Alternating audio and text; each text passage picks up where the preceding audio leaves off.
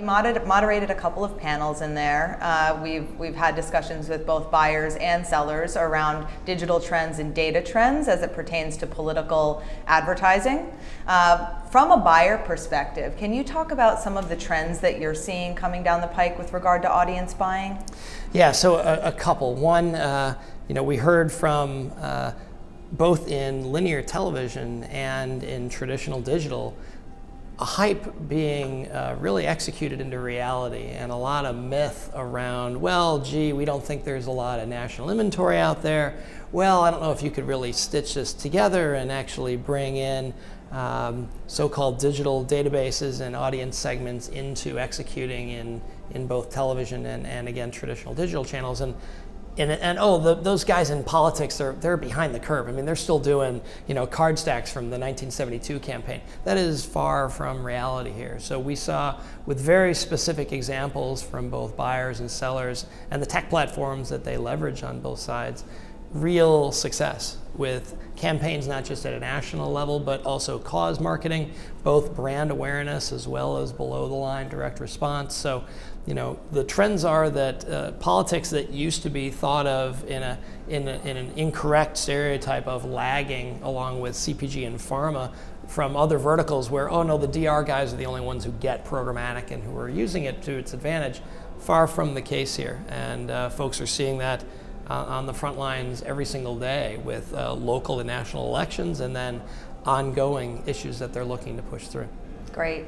When it comes to the type of data that buyers, political or really otherwise, that you see interesting success stories working with folks using CRM data or offline data for attribution, what do you see happening? What are some cool things that you've witnessed? Yeah, that's the next wave, and we're just starting to see pockets of intelligence, like there are smart folks at Targeted Victory speaking here, and other great agencies and DSPs that are starting to understand how to take unstructured data and stuff that would normally be used for only one media execution in paid direct mail or even email, and bring that in now to help influence all other media and really get more bang for the buck of what, these data assets that really in the political category are the most valued, the most treasured, the most effort built up over years and years of, individuals and households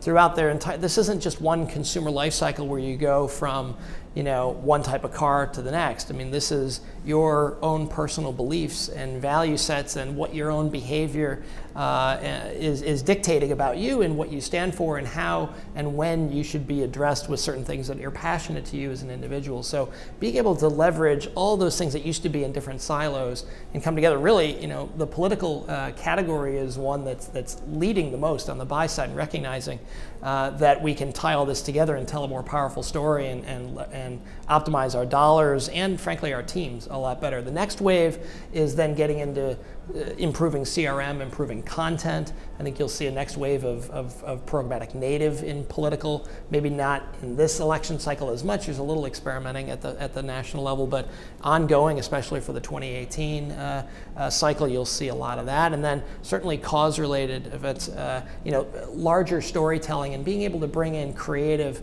assets and talent ahead of the curve, so they're not just dropping 4 different video assets or TV assets or mobile web assets and here, go use this for all 12,000 ways that you can target, but really bringing in the creative teams at the obs and strats level and changing the fundamental process of how programmatic can help influence creative and real storytelling better. That'll be the next wave that we see going forward. Great, awesome. So bridging the gap, often the communication gap between buyers and sellers has become private marketplace deals and real-time guaranteed to a large degree. And I know Prohaska Consulting has been on the forefront of successful private marketplace deals. You're doing all right, yeah. How sales teams facilitate that properly, from the very beginning. In your eyes, what represents a good PMP strategy, successful PMP strategy, aside from one that's less so? Yeah, so it comes down to product and positioning and pricing and placement and a lot of other words with P's. But really, it starts with the differentiation or the positioning of the actual product and making sure that you have something in a private store that is very different from the still 80% or so of desktop and mobile web and other inventory that's being monetized in the open auction today. If there's no reason for a buyer to spend their valuable time and walk down the hall in any mall, whether it's OpenX or any other great SSP, and be able to then shop because they've already got the same thing in this open auction here, why would I get up and leave when it's over here now for $1.40? It's nice that it used to be $1.20 and it used to be $1 and it used to be 80 cents over the last few years for publishers, but still that's nothing like what it should be, where there's first-party data involved, there's real differentiation around the segments and the positioning, there's acknowledgement of getting personal placement and actually combining brand with audience so that you've got contextual relevance. I mean, that winning combination works in PMP, and if you're just trying to sell the same open auction opportunity with undifferentiated audience data and just giving people an earlier opportunity to cookie fish, that's nice. If probably in political, that's nicer than other areas where getting that a little bit ahead of market and their competitors is helpful. It's nice if you're selling big screen TVs the Friday before the Super Bowl. You want to get ahead of your competition. If you're selling 80 to 90% of other goods and services, not that interesting really. And so making sure that that store is set up properly and then you are managing expectations as a seller and asking the right questions to the buyer so that you understand what the size of their audience pool is, how much they're trying to do from a brand awareness and a direct response standpoint.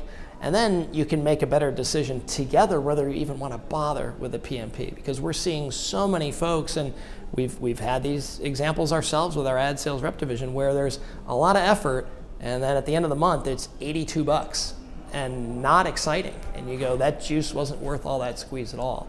So the good news is there are enough areas certainly where there are big deals to be had, where it's worth the effort, the buyer can get scale and not have to do 4,000 of these and go back to the same problem pre-programmatic that they were having, and sellers can understand, okay, this is worth training my sales team and having them sell programmatic direct and having this just be the new way that we bring our audience and our brand to leading marketers. Great. So in your eyes, what's the difference between the SSP of tomorrow and versus what we've long had? Yeah, I think, you know, as those sales teams continue to get integrated around the world, as we know, a lot of the original SSPs were built really not for sales people or organizations at all. It was to trump ad networks and pitch the operations folks at the publisher, and they successfully certainly have done that with a much better way to monetize unsold inventory.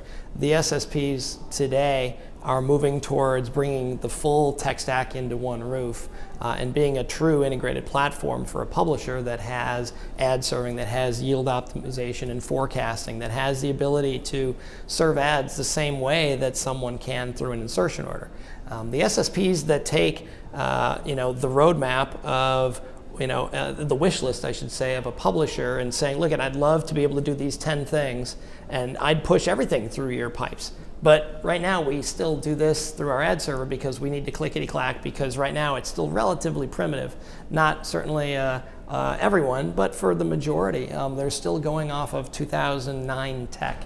And so as you start thinking about not just the race to multi-channel and everyone understandably wanting to get into linear television as quickly as possible, and the other arms races of trying to go globally, what's maybe been successful in North America or in Western Europe or in LATAM first, but really truly being that full service provider for a publisher. I think SSPs integrating better with DMPs and providing these tools already on the shelf instead of having to do a lot of manual work off to the side before that pretty box and package of exclusive inventory is presented in a private exchange.